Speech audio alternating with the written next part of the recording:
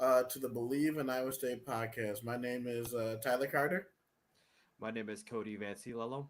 And Cody, it is finally here. The season is finally here, man. This is something that we've been waiting for. I've been waiting for since basketball season. It's wild, man. We're finally here.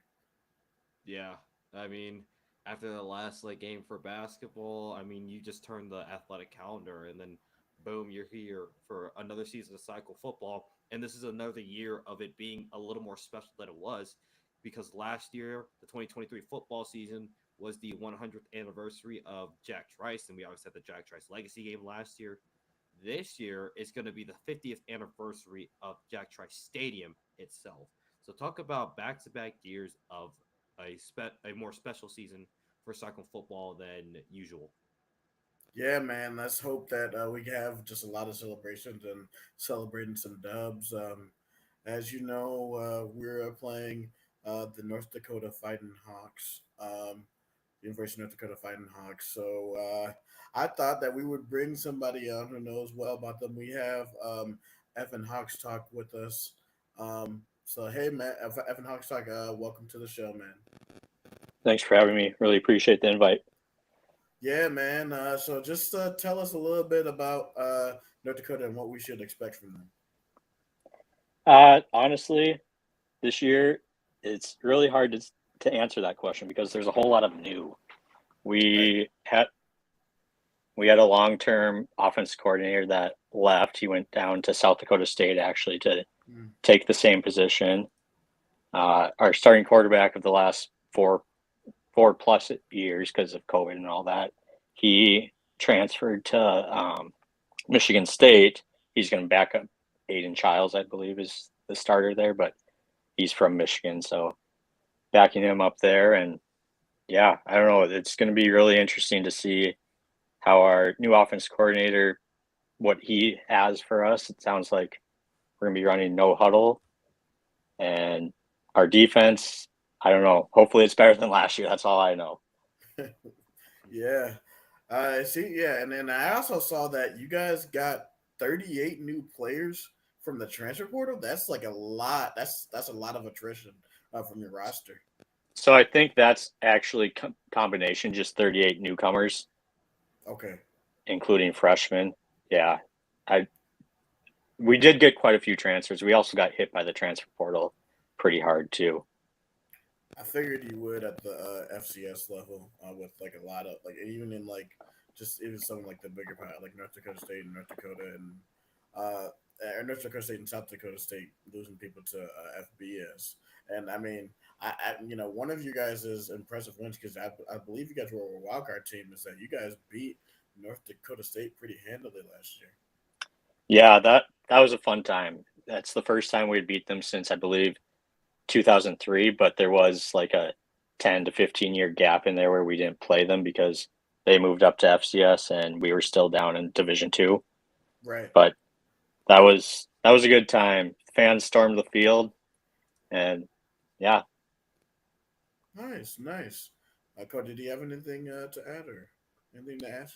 Um, no, not really. I mean, I'm just very interested to see how this North Dakota team is because yeah, I mean, although you have a bunch of new players, that could potentially be something to look out for because not just North Dakota, but in general, with the Cyclones within in this Campbell era, it's been known that sometimes FC these lower tier FCS schools they tend to give Iowa State a hard time. So I know for certain that we're not gonna be sleeping on North Dakota, but I think this game should also overall be a fun game to watch. And yeah, I'm really excited to see what North Dakota does. And I mean, looking at your guys' schedule, I'm taking a look here. Obviously, you have North Dakota State, but also South Dakota State. I'm really interested to see how you guys compete against those two schools. Yeah, we have a gauntlet of a schedule this year. Next week we play Montana, the number 2 team in the nation. Montana's That'll be shooting. fun. And it's a night game, which we usually don't have night games up in Grand Forks, but I think people will be well lubricated for that game. So Oh, I'm sure. Yeah, should create a good atmosphere. Yeah, we have our big rivalry game next week in Iowa City against Iowa. So Hmm. the whole state's going to be tuned in for that one. Oh yeah, one of our four linemen that left this past year is actually transferred to Iowa. Ah, okay. What's his name? What's what? Cade Borrud. I think he's actually going to redshirt this year. He was a, or maybe I, he was a freshman last year, but I can't remember if he was a true freshman or a redshirt freshman. So maybe he's not. But I didn't see him on the two depth, went too deep when I looked at that. Gotcha. Do you have any breakout players on this roster that fans should look out for on Saturday? I mean, the main guy you guys should watch for offense at least is number one, Bo Beliquist. Hmm. He's fifth year wide receiver that he's almost set all of our Division One wide receiver records, which we haven't been D1 for that long. So, but it's still pretty impressive. He's 6'1", 200 pounds or so. Maybe not that heavy, but he's always finding space to get open. He's really fun to watch. Great. Anybody on defense that we should watch out for, or what type of do you guys know what type of formation you guys run, or you guys We run? run a 3-4. That's kind of what Bubba Schweigert, our head coach, has always done, and it's it was really good when he first got here, but these last few years we've kind of been, I don't know, feels like we just let the offense score every time, and so our offense then has to put up points. But I guess the main guys there to look for are probably our inside linebackers, Wyatt Pedigo, number 59, Hmm. and Malachi McNeil, number 36. They've played a lot of football up in Grand Forks, and they've done well for us. So those are the two guys I would watch for. Okay, okay. Do you have any question for Iowa State, or any questions on Iowa State? We will answer to what we to the best of our ability. I guess if an upset were to happen, how do you think it could happen based on like what needs to go wrong for you guys? Cody, you go ahead first. Yeah, I mean, I alluded to this earlier. I mean, Iowa State, we tend like there are some years that we tend to struggle against like these lower tier, like lower level football teams, and I think it just simply comes down to not being prepared. There unfortunately has been like a notorious case where Matt Campbell just unfortunately does not have his guys ready to go like early in the year, and we usually hit like we have like an early season slump, and that seems to follow us. We've actually a few times lost at like to North Dakota State, and nearly lost to UNI a few times, so they've given us a scare. So if you say like if you catch us like on a really bad day, like we're not executing like to what we know we should be doing, and yeah, and the and beating us in the margins, like in the trenches, like on the line, like when it comes like to the fine details. I think that's where North Dakota State could possibly pick up an upset win against Iowa State. Is if Iowa State like is not just they just sleepwalk into this game and they aren't prepared for it like they should be, and it's been tracked over the last few years like, with this era with Matt Campbell. Yeah, another thing that I'll add is that one of the things that this team struggled with last year was getting pressure on the quarterback. So that possibly could be a recipe to where if the North Dakota quarterback gets time to throw and he has time to look through different windows, he may be able to, you know, to get a few plays on this defense. Even though our defense is very very talented, but that could be a possible recipe. Nice, nice. It'll be interesting seeing our quarterback play. It's his first time starting, and he last year he had some packages as more of a runner type quarterback, but Yeah, he's a kid that in high school all he did was win, which I guess you could probably say about most talent like D1 athletes. right. But it'll be interesting to see how that what kind of how they run him because they can't just let him run the ball constantly. He's got to throw it too. Right, right, yeah. Because usually, because if you make a person like one dimensional, eventually at some point in the game, so they're gonna shut that down, and then the other part or whatever their weakness is going to show. It's gonna break down. And like I will say, like we're like top 10 in the country or top 5 in the country in returning production. So we basically have everybody back from our team from last year. So it should be very, very interesting to see how our team comes in and responds. Just with fine because you've been in fall practice. Our teams have been in fall practice, hitting each other. Now they can finally hit somebody else. Sure, sure. I guess another question I have. So from afar, I'll admittedly say I don't watch a whole lot of Iowa State football, even Sure. FBS football, because I'm more focused on UND and the FCS. But I've always been a fan of Matt Campbell. But it feels, I mean, last year you guys had a more successful Big 12 conference year, it seems. But I think was it 2 years ago? There was that viral video of him yelling at a fan, leaving. I don't know if it was against Northwestern or something, but they were. Oh, No, no. yeah. Yeah, that was last year's game against Ohio. Yeah, it was the same year. Okay.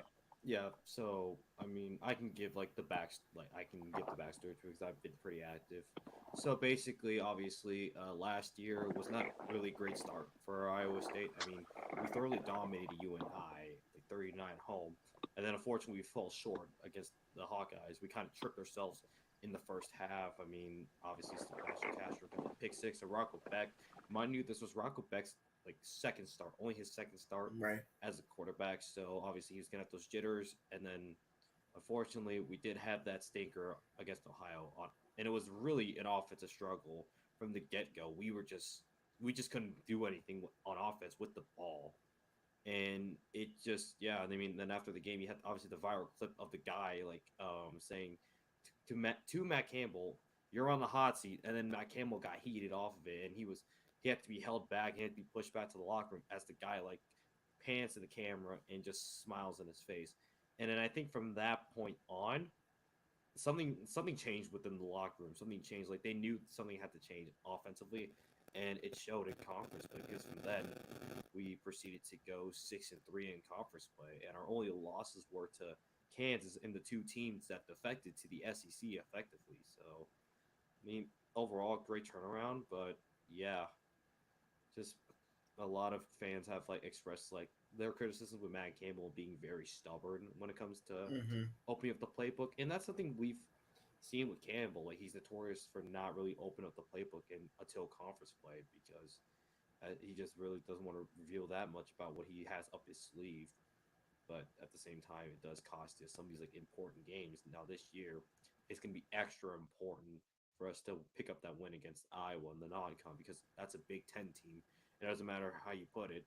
A, a Big 12 team winning against a Big Ten team is going to look better on paper because you've seen like how like the Big Ten is compared to the Big 12 in terms of conference standings, and it's just that's just how it rolls around here. But yeah, fans have criticized him for his like lack of like open the playbook, but I'm hoping with Taylor Mauser as our new offensive coordinator because last year it was Nate Shieldhouse. He went on to the NFL to be under the tutelage of Sean McVay of the Los Angeles Rams. But I mean, hopefully Taylor Mauser is able like Campbell kind of lets like the dog off the leash and just open up the playbook more, and then we can be much better because we don't want to have results like what happened against Texas and against Memphis in the Liberty Bowl. Sure, sure. I'm guessing on Saturday we'll see pretty vanilla offenses, probably from both sides, just because I don't know. This game is what it is. I mean, you guys have Iowa next week. We have a big game against Montana. We're both more, maybe more focused on those. I don't want to say we're looking ahead of each other, but Right. Right. just how it is. No, I completely agree. Yeah, well, I think we expect to see a lot of vanilla from both sides, like you said, because we both have big matchups the next week. And just to add on what Cody was saying, and I said it in some of our preseason podcasts up to this point. We you probably know our 2021 team from 3 years ago with Brock Purdy and Brees Hall. Everybody was calling us the best team ever, and that team ended up going 7-6. So, like, I think, for us, I think there is a like sort of like a shifting and it's part of the fan base to be to where like okay, well okay, we're Iowa State, and yes, we have been a historically bad program, but we want to now we've gotten to the point where we've been making bowl games to where making bowl games is nice, but we want more. Like the 2020 season taught taught this fan base that more can be achieved at a school like Iowa State. So I think we've gotten to 7 wins. We made it to 9 wins. We made it to a Big 12 championship team. We won a Fiesta Bowl, but like there's more to that, especially in this with how wide open the Big 12 is.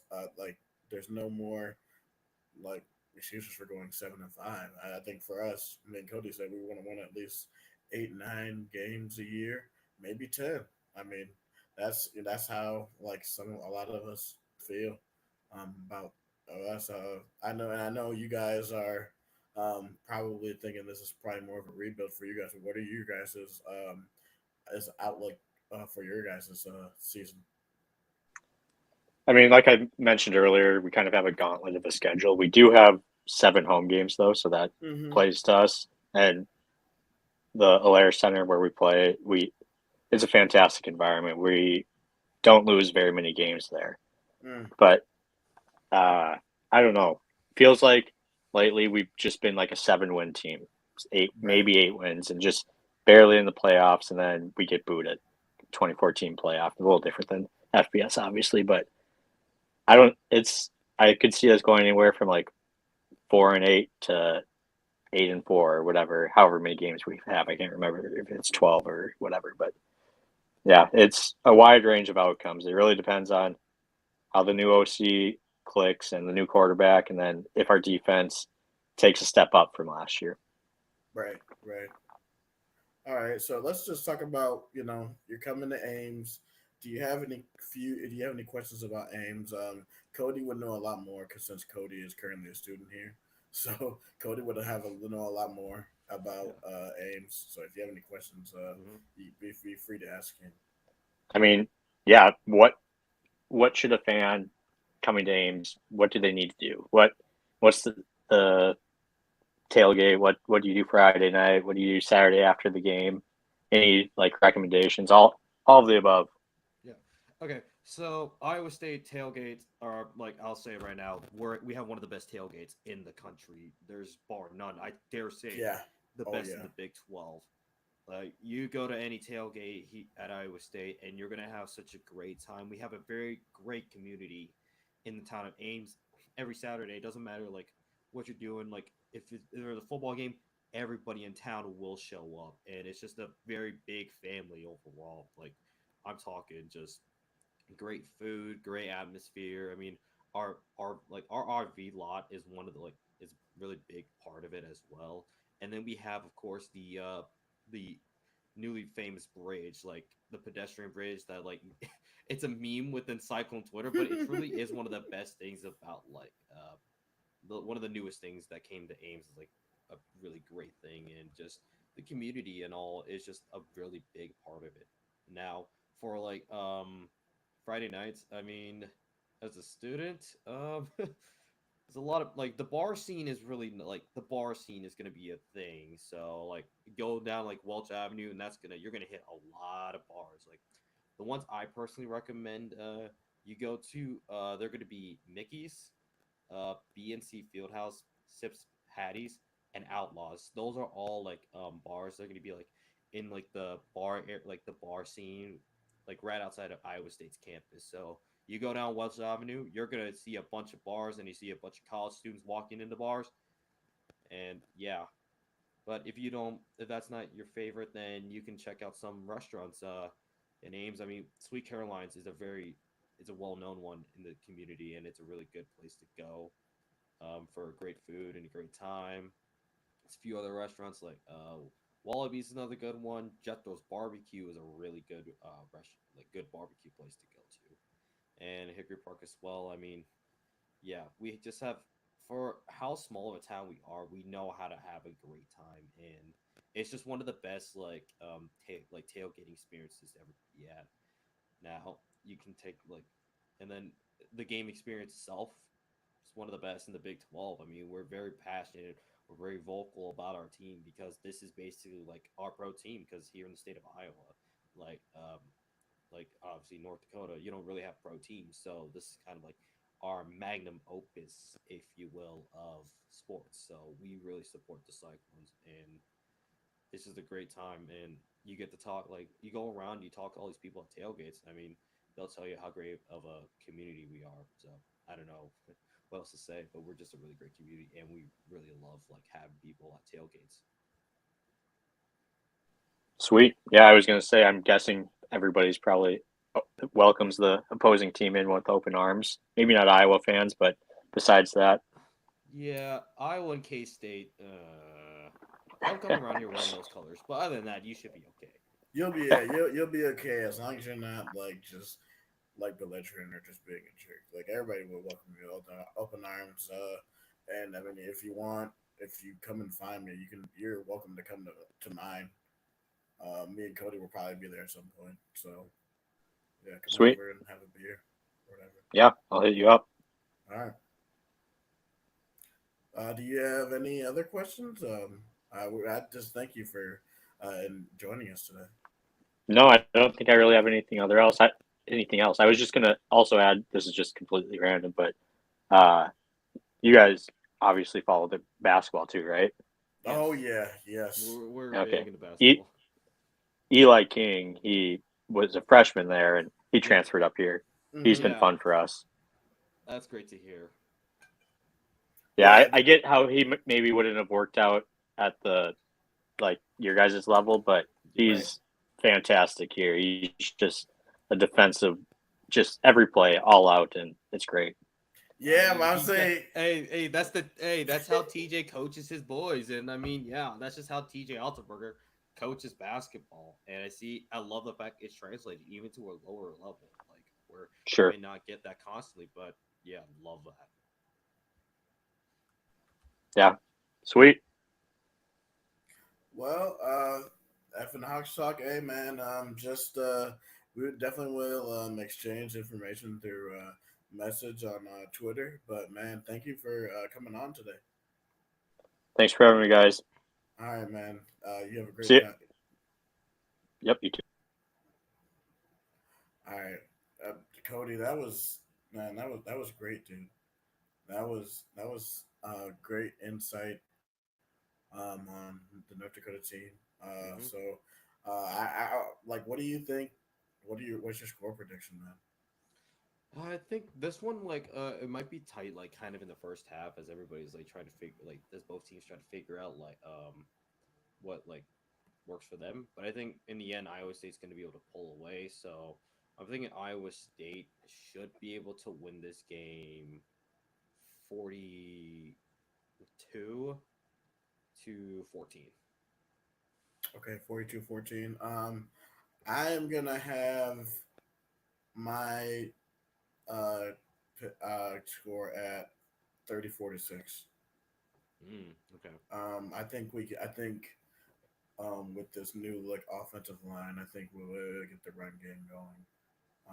And that's And gonna be one of the keys to look out for yeah, if it's true, like, and we've been teased many years about this offensive line, but if it's true and he actually holds through and Abu Sama gets those running holes, I don't think there's gonna be too many guys that can catch up to him and tackle him.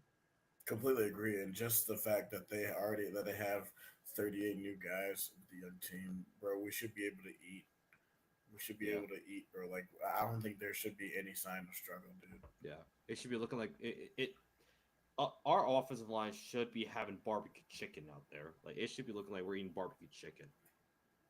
I agree, Cody. Like, because if we escape on this, if we just barely escape by them, It's not looking good for I'm Iowa. letting you know. Yeah, Iowa this game. this reaction this reaction show on Saturday night or Sunday, it ain't gonna be pleasant, bro. Oh no, it's not. No, it is not. Oh man. All right. Well, thank you guys.